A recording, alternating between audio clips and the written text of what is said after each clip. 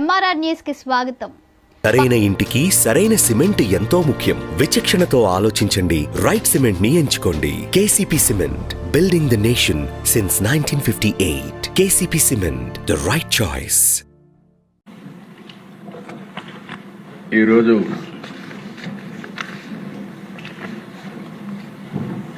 Budget రెండోసారి full pledged బడ్జెట్తో మనం సమావేశం అవుతున్న దిశ.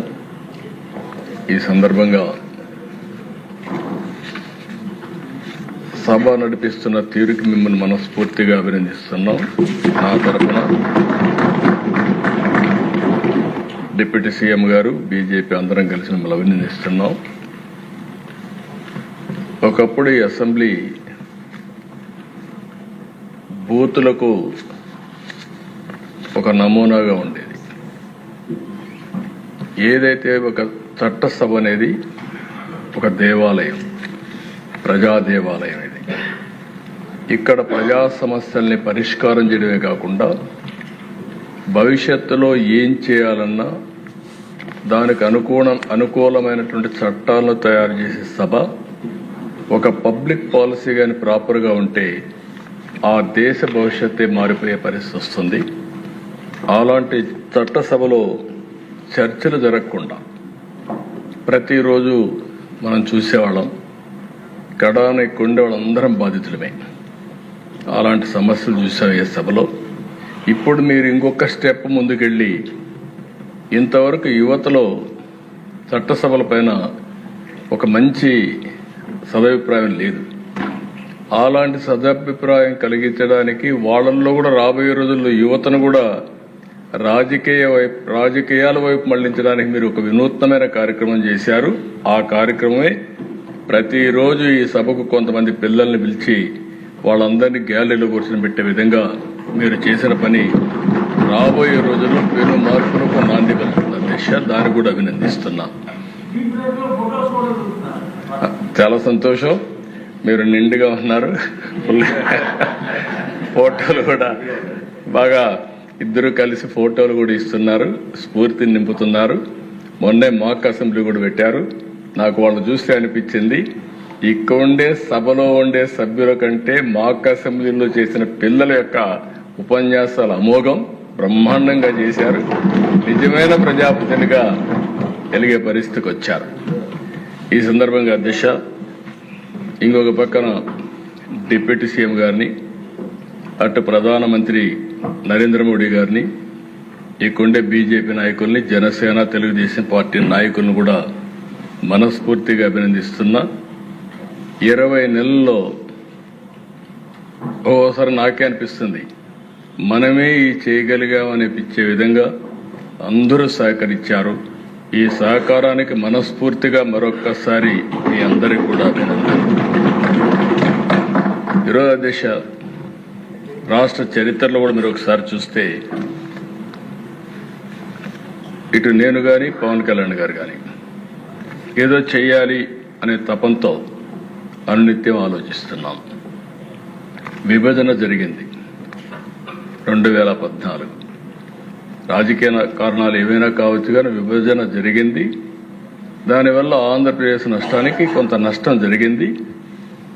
ఆ రోజు కూడా నేను ఒకటే మాట చెప్పాను. నా స్టాండ్ అయితే తెలుగు జాతి ఒకటే, విభజన చేస్తే ఆంధ్రప్రదేశ్కి న్యాయం చేయండి, సమైక్యంగా పెడితే తెలంగాణ ప్రజానికాన్ని కూడా కాన్ఫిడెన్స్ తీసుకోమని చెప్పాను తప్ప ఏ సైడ్ కూడా నేను సపోర్ట్ చేయకుండా తటస్థంగా ఉన్నాను.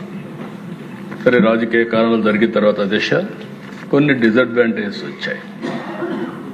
ఇక్కడ రాజధాని లేదు, పట్టణ జనాభా తక్కువ, వ్యవసాయమే ఆధారం. దీంతో ప్రభుత్వానికి ఆదాయం కూడా తక్కువ వస్తుంది. ఆ స్ట్రక్చరల్ డెఫిషియన్సీస్ కూడా ఉన్నాయి.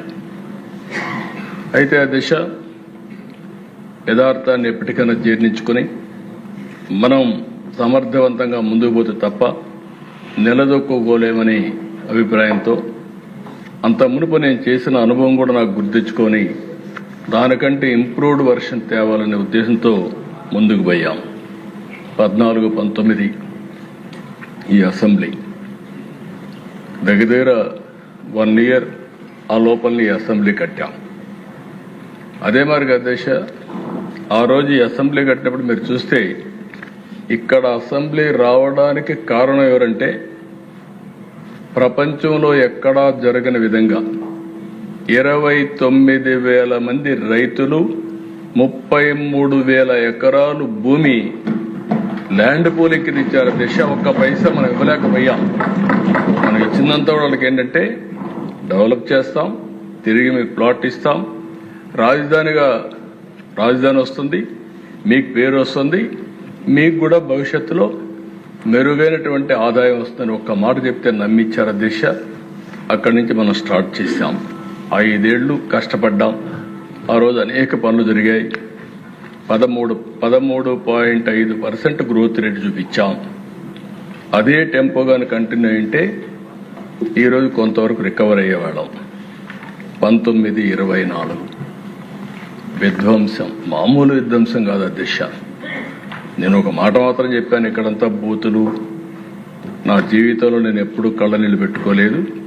ఆ రోజు ఈ అసెంబ్లీలో నాకు జరిగిన అవమానానికి నాలాంటి వాడు కుంగిపోయి కళ్ళనీళ్ళు పెట్టుకున్నానంటే నాలాంటి వాళ్ళు ఈ రాష్ట్రంలో ఎంతమంది సఫర్ అయ్యారో మనందరం గుర్తుపెట్టుకోవాల్సిన అవసరం ఉంది. ఆడ బిడ్డల్ని ఎక్కడికక్కడ అనూహ్యంగా ఇష్టానుసారంగా మాట్లాడే పరిస్థితి.